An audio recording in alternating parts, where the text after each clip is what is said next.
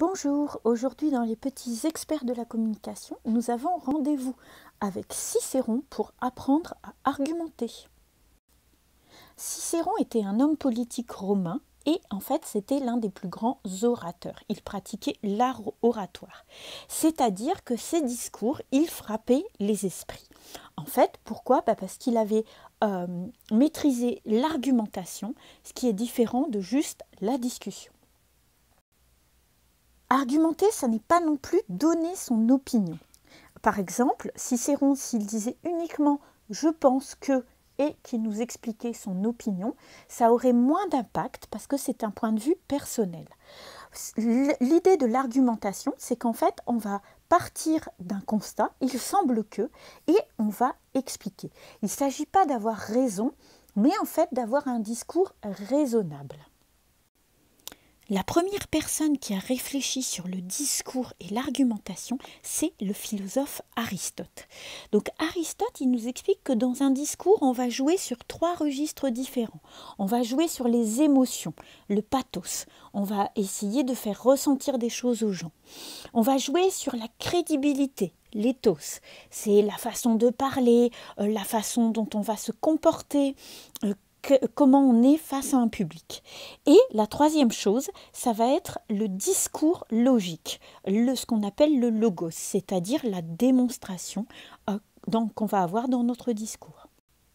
Alors en fait, l'idée, c'est d'avoir un équilibre subtil. Si on a trop de pathos, ça ne va pas aller. Si on a trop d'éthos, il n'y a pas de fond.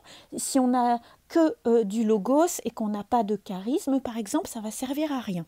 L'idée, c'est bien de trouver un équilibre entre les 3 registres pour pouvoir faire un véritable raisonnement argumenté. Comment je peux faire pour faire un argument ? Alors un argument, en fait, c'est toujours en 3 parties. D'abord, on va affirmer une idée. Par exemple, nous devons défendre la liberté. Ensuite, on va l'expliquer. On va analyser cette idée, pourquoi on la défend. Il s'agit d'une liberté fondamentale parce que. Et enfin, si on veut avoir un véritable logos, un véritable discours raisonnable, on va essayer de trouver un exemple. Et un exemple qui normalement est une preuve, c'est-à-dire un exemple qui ne peut être faux. Un exemple qui forcément va convaincre en fait. Quelque chose qu'on ne peut pas réfuter. Le meilleur des arguments quand on essaie de faire donc un discours argumenté, ça va être ce qu'on appelle l'argument d'autorité. On va s'appuyer sur une référence. Donc par exemple, on peut s'appuyer sur un auteur. Comme l'a dit Aristote dans sa rhétorique, voilà, là on ne peut pas dire que c'est faux. On ne peut pas dire que Aristote ne l'a pas dit si c'est tiré d'un texte. Ça peut être aussi une enquête sérieuse où on peut retrouver. Ça peut être des chiffres, des données qu'on peut vérifier. Un argument d'autorité, il faut toujours se poser la question de la source. Il faut faire très attention à ce que notre source elle soit fiable. Un autre argument qu'on peut utiliser lors d'un discours rhétorique, ça peut être l'argument logique.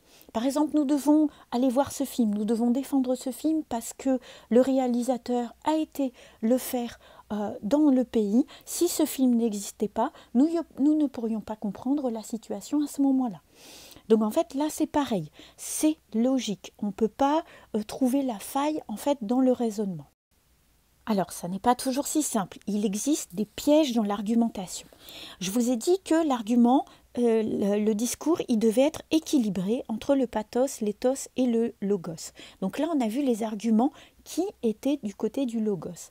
Maintenant, si on sombre un petit peu dans le pathos, on va avoir tendance à utiliser des arguments de valeur. On va faire des généralités. Dans certains pays, par exemple, on ne mange pas certains animaux. Tous les pères veulent protéger leurs filles. Donc on voit que là, en fait, on n'a pas de preuve. C'est un argument qui va parler aux gens, qui va jouer sur leurs émotions, mais ce n'est pas tout à fait un argument qui va être raisonnable. Ça marche aussi avec ce qu'on appelle l'argument d'expérience. Quand on avance une idée, mais qu'en fait, on a juste un témoignage comme exemple. Un ami m'a dit, on a entendu dire. Ce n'est pas des arguments qui sont recevables au niveau d'un discours argumenté raisonnable. Si par contre, on part vraiment du côté de l'éthos. En fait, là, on va utiliser ce qu'on appelle les arguments ad hominem.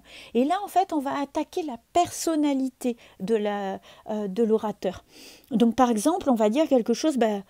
Voltaire était un bourgeois, donc en fait, on ne peut pas croire ce qu'il a écrit, puisqu'il faisait partie de la bonne société. Voilà, on va attaquer la personne plutôt que d'attaquer son discours. Donc il faut faire attention, parce que c'est des choses qu'on va entendre quand on va argumenter, avoir par exemple des débats, mais il ne faut pas se laisser avoir par les pièges de l'argumentation. Donc pour conclure, si je veux vraiment apprendre à argumenter, apprendre à me comporter comme un orateur, je dois avoir un discours raisonnable. On l'a dit au début, il ne s'agit pas d'avoir raison, il s'agit d'avoir un discours raisonnable. Peut-être les gens en face de vous auront aussi un discours raisonnable et dans ce cas-là, on pourra avoir un vrai débat d'idées, on pourra réfléchir ensemble. Mais si on n'a pas d'arguments raisonnables, si on a des arguments qui sont basés sur les émotions ou des arguments qui attaquent par exemple la personne en face, ça ne va pas faire avancer le débat. Donc l'idée d'un argument, c'est qu'on va toujours présenter une idée, une thèse, ensuite on va donner une explication et on va finir par un exemple pour prouver notre argument. Voilà, j'espère que vous avez tous les éléments qu'il vous faut pour devenir un parfait petit orateur et je vous donne rendez-vous à très bientôt pour de nouvelles aventures.